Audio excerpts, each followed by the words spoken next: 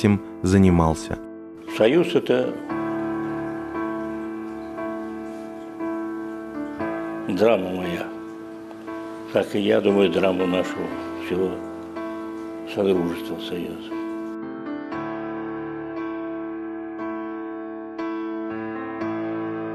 Его указы, которые полностью противоречили Конституции на тот момент, являющийся фактом предательства, например, указ о ликвидации Советского Союза, в котором он сослался на политическую реальность. Разве так должен был вести себя главнокомандующий? Что это вообще за юридический документ, который ссылается на не Конституцию, не на законы, а на какую-то политическую реальность? Что это такое? Выпустил бюллетень для голосования на референдуме, где напрямую говорилось об уничтожении СССР, а не про его сохранение. Причем референдум был проведен по настойчивому требованию самого Горбачева. Или вот, например, его решение о передаче ядерной кнопки, или о разрушении институтов Советского Союза. Из этого всего, друзья, видно, что все эти решения принимал даже не предатель, а в чистом виде агент иностранного государства. Не случайно Горбачев является лауреатом нескольких высших наград Соединенных Штатов Америки. В статусах наград это записано за защиту национальных интересов Соединенных Штатов Америки. Горбачев получил официальные награды высшие Соединенных Штатов Америки в начале 90-х годов и в 99-м году. Например, медаль свободы. Это медаль, статус которой вручает президент Соединенных Штатов Америки, это медаль президента. То есть соответствует нашему статусу президентских наград, то есть высших наград Российской Федерации или Советского Союза. И в официальных статусах наград так и написано: за защиту национальных интересов Соединенных Штатов Америки. Кроме государственных наград, он получил около 30 разных дополнительных высших статусных наград и премий, разных мировых. И это обычная процедура чествования своего героя-разведчика, который реализовал свою задачу на оккупированной, на территории врага, проникнув в территорию врага Советский Союз и реализовав эти задачи. Причем, друзья, что самое интересное, по законодательству Горбачев не подлежит ответственности. После того, что он натворил, изменилась, ухудшилась жизнь сотен тысяч людей. И посмотрите, ни одного следственного действия, ни одного уголовного дела. Произошла крупнейшая геополитическая катастрофа, ни одного исследования фактов. Никаких допросов свидетелей, никаких изучений документов, в общем, ничего. Другими словами, наглядно видно, как победители на оккупированной территории запретили поднимать вопрос 91-го года. Будто магазин закрыли, ключи сдали другим хозяевам и все. Алло. Да, Джордж, дорогой, приветствую. Я вот хочу начать сначала с приятного и поздравить вас с Рождеством и Барбару, всю семью. Я сейчас, вот у меня на столе лежит указ президента СССР. Сейчас вот у меня на столе лежит указ президента СССР.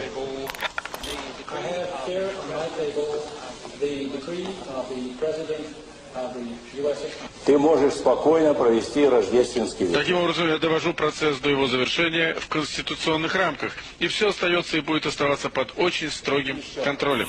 Беловежские соглашения, которые вообще ничего не значат, раскручиваются как фактор ликвидации Советского Союза. А решение высших органов власти, съезда, в котором была специальная группа проамериканская, межрегиональная, Горбачева, указы о ликвидации, они вообще не упоминаются.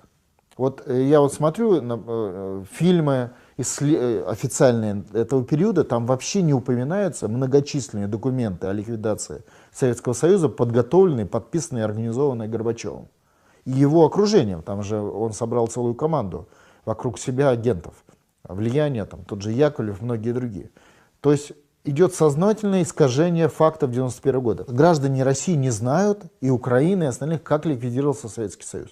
Чтобы мы это узнали, надо возбудить уголовное дело по катастрофе, поднять материалы этого уголовного дела и в рамках исследования этих событий ответить, кто чего и сделал, и где что произошло, и кто в этом виноват, раз произошла катастрофа. Кто за это отвечает, кто нарушил какие законы. Этого сделано не было, а с этого надо начинать. А вот теперь очень интересные факты, которые находятся под жесткой цензурой Российской Федерации. Хотя свидетельств этому сотни тысяч людей, но, повторюсь, говорить об этом в СМИ запрещено. Все российское государство создавалось американскими советниками.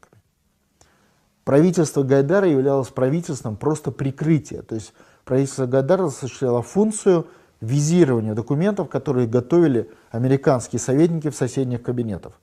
Просто они не хотели сами подписывать эти бумаги. Поэтому они взяли на работу Гайдара, его правительство, чтобы те брали бумаги, переводили с английского языка на русский и визировали в качестве своих документов. В правительстве работает около 1200 иностранных советников. Я опубликовал материалы по итогам анализа. Называлась она «Черная приватизация», где я пофамильно привожу там более 20 фамилий кадровых разведчиков вот из этих советников, прежде всего Чубайса и Гайдара. Они работали в их ведомстве. Или все законы, все указы, которые Ельцин и Гайдар принимали, я же член правительства был, я помню, привозят на английском языке, а потом сидят там, срочно переводят, и в 12 часов, час ночи нас собирают. Мы еще не успеем не прочитать ничего, еще горячие все страницы. Да еще перевод как грубо сделан, там, неудачно. Знаете, как не по-русски. Все оттуда и сидит. Джеффри Сакс при Ельцине сидел, главный экономический советник. Через него это приходило, он давал, переводили на русский и давали. Вот что они делали. А что они для российских, для граждан, что ли? Ну, допустим, воспоминания министра имуществ Полежаева. Да? Вы можете посмотреть, есть его ролики в интернете. В 1995 году он, будучи губернатором Амурской области, был назначен министром имуществ, вице-премьером российского правительства. Ельцин назначен. В моей отставке больше всего были заинтересованы Соединенные Штаты Америки. Что интересно. Дело в том, что бюрократическая машина России, вероятно, как и бюрократическая машина всех остальных стран мира, очень непоследовательная и очень плохо работающая. Я, как вице-премьер правительства России, должен был знакомиться с совершенно секретной перепиской наших дипломатических представителей за рубежом. То есть мне приносили утром письмо посла России в Америке, Воронцов, тогда был, где он, так сказать, описывая ситуацию, оно адресовалось МИДу и Ельцину, президенту, требовал от имени американского народа немедленного увольнения Поливанова, который, так сказать, тормозит темпы приватизации, пытается ее, так сказать, сделать более медленной, более нормальной. Американцам это категорически не нравится.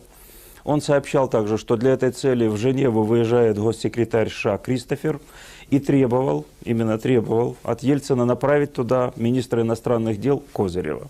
Что и было в январе 1995 года сделано, и где было принято решение о моей отставке. Я перед отставкой встречался с Ельциным, он меня достаточно хорошо ко мне относился, и он сказал: понимаешь, говорит, ничего не могу сделать, такое давление оказали. А тут еще, говорит, фонд в Давосе нам кредит брать в МВФ требует вашей отставки, поэтому поработайте заместителем начальника контрольного управления президента, а там видно будет. То есть олигархи наверняка были, но олигархи здесь не играли главной роли. Главную роль сыграло правительство США. И он пришел в министерство.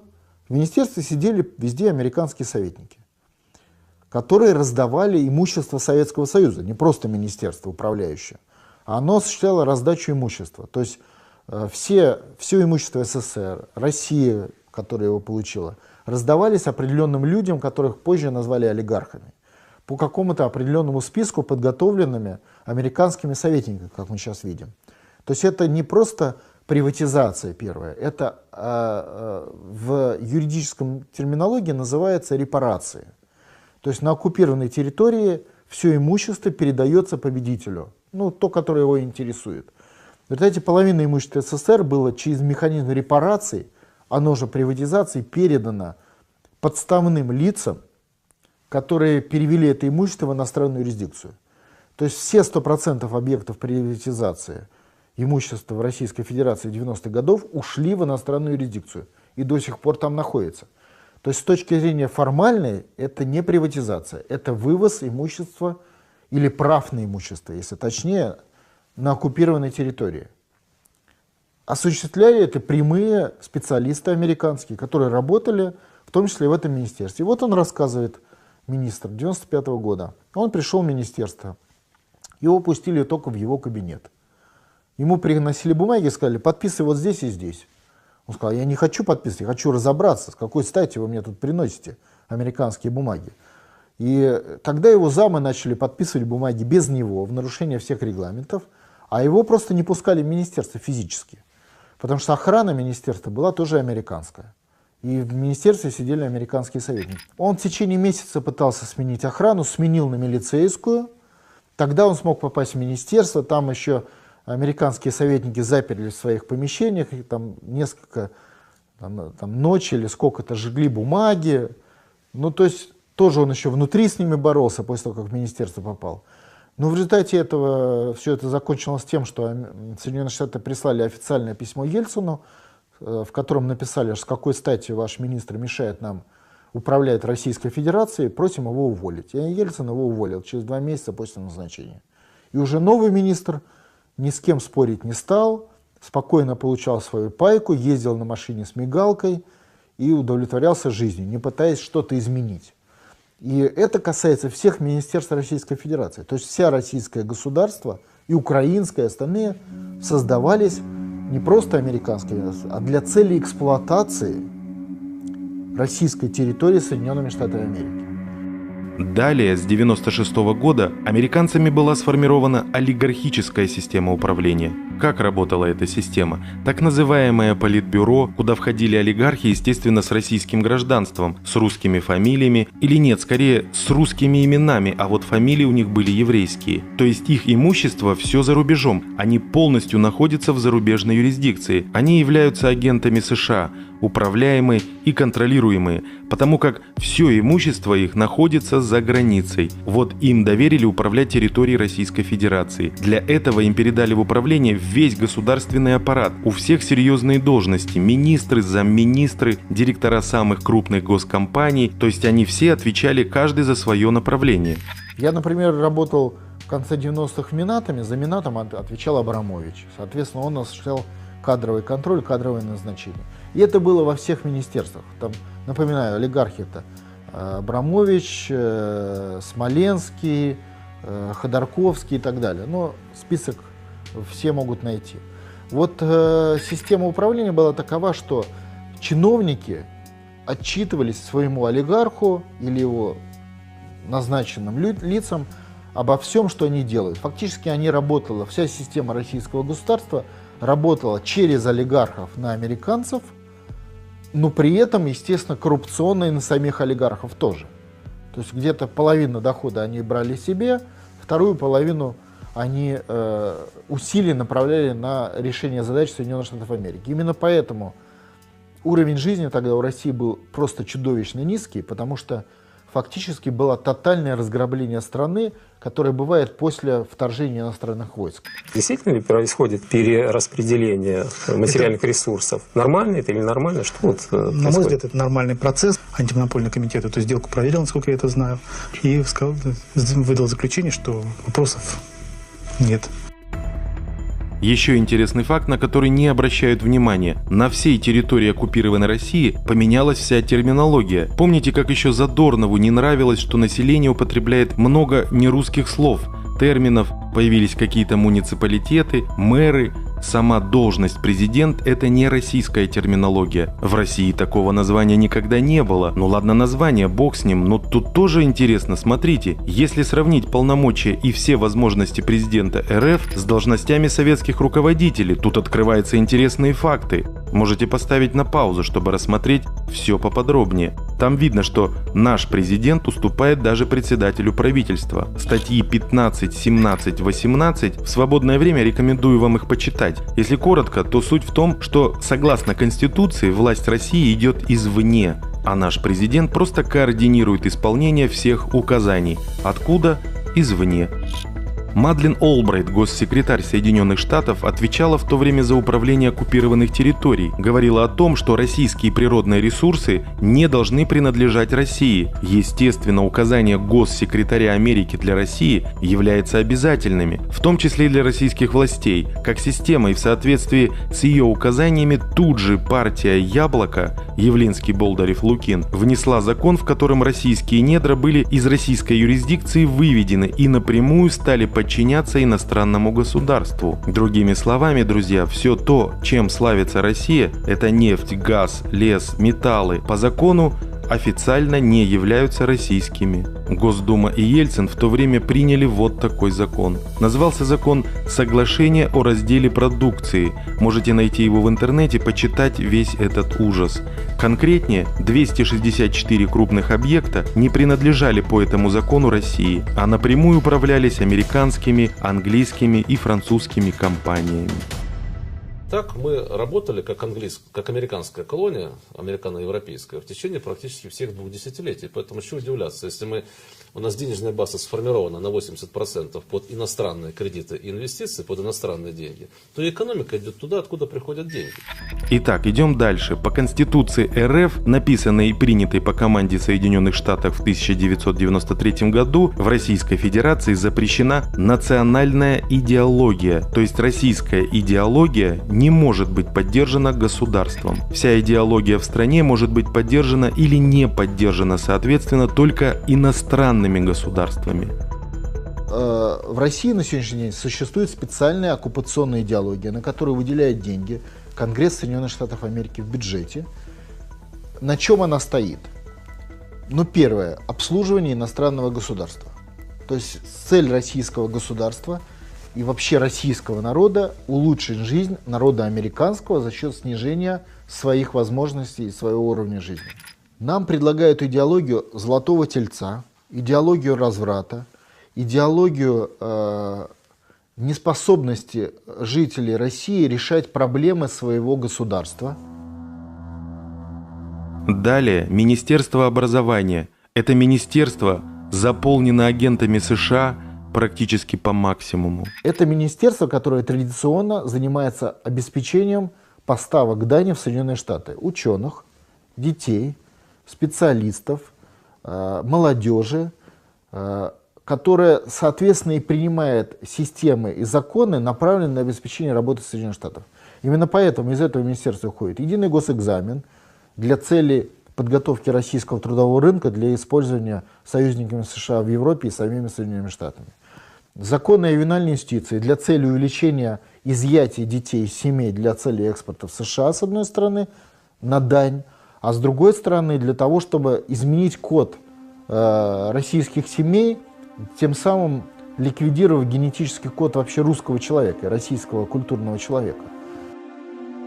Ситуация в образовательной сфере также ужасающая. Американцы запретили выпускать российские учебники, допустим, учебники истории. Все учебники истории, а их примерно 600, которые зарегистрированы в Министерстве образования ранее, они все были написаны на американские гранты под их заказ, и как вы думаете, с какой целью?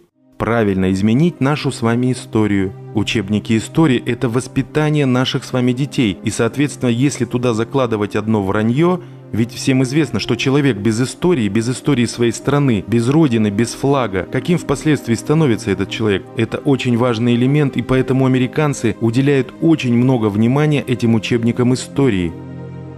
Итак, друзья, подведем итог. Как вы уже поняли, мы живем на оккупированной территории. Контроль практически над всем. Идеология, средства массовой информации, информационная среда, телевидение, Министерство образования и науки, Министерство финансов, Министерство строительства, Министерство транспорта, Министерство экономического развития, Федеральная антимонопольная служба, Министерство промышленности и так далее и тому подобное. Список действительно длинный.